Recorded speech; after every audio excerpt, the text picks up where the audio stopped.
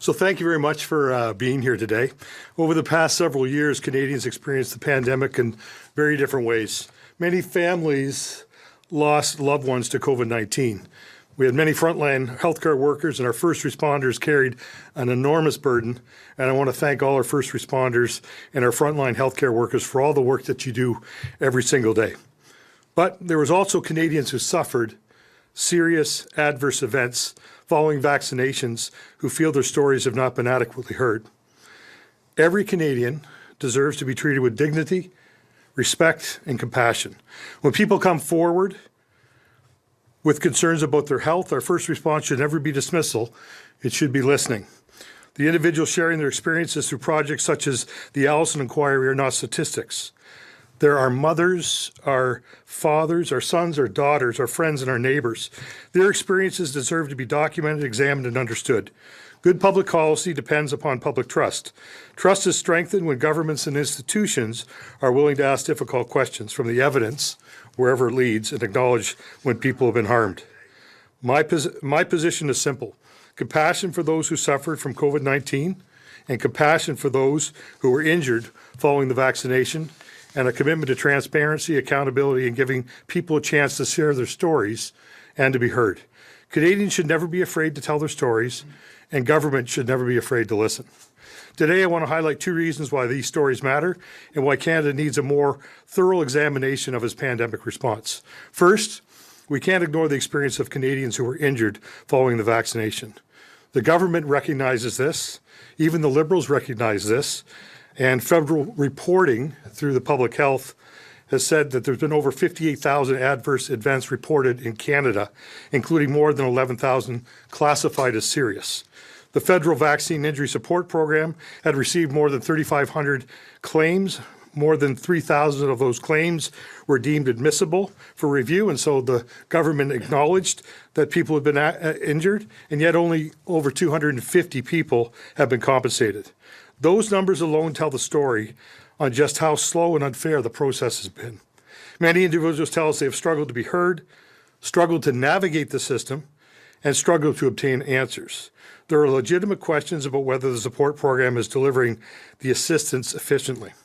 According to the report by the Globe and Mail last year, more than $54 million was provided to Oxaero, the company administering the Vaccine Injury Support Program, with more than $36 million being spent on administration. That's 2/3 spent on administration, while only a fraction of the claims have resulted in compensation.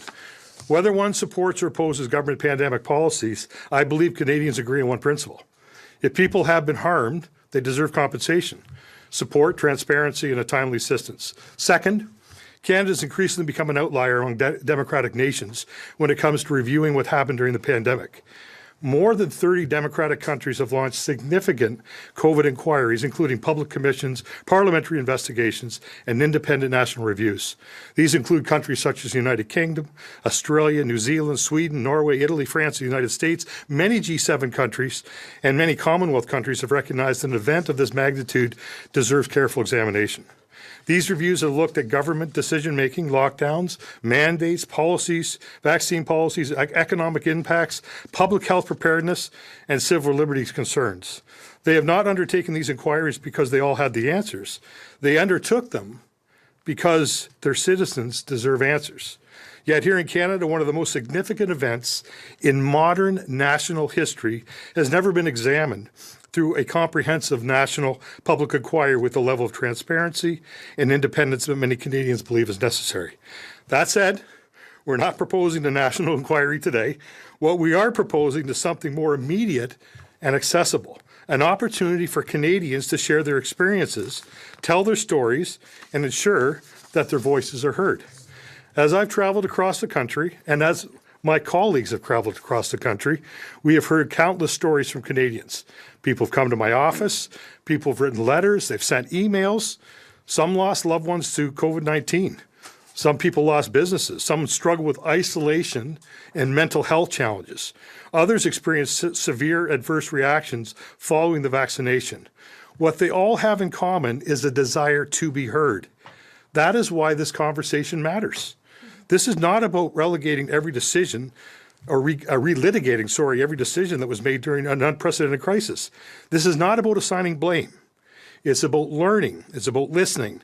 It's about ensuring that when the next public health emergency arrives, Canada is better prepared because we had the courage to examine what happened honestly and openly. Canadians deserve transparency. Canadians deserve accountability. And above all, Canadians deserve to know that their experiences matter. The stories that we will hear in September are a reminder that behind every statistic is an actual human being. Their voices deserve to be heard. Many have suffered in silence, and their country should be willing to listen. My call to action is, if you've been injured or someone you know has been injured, we'd love to hear your stories. I'd ask you to go to allisoninquiry.com and fill out the forms, and then hopefully we can get a chance to hear your stories.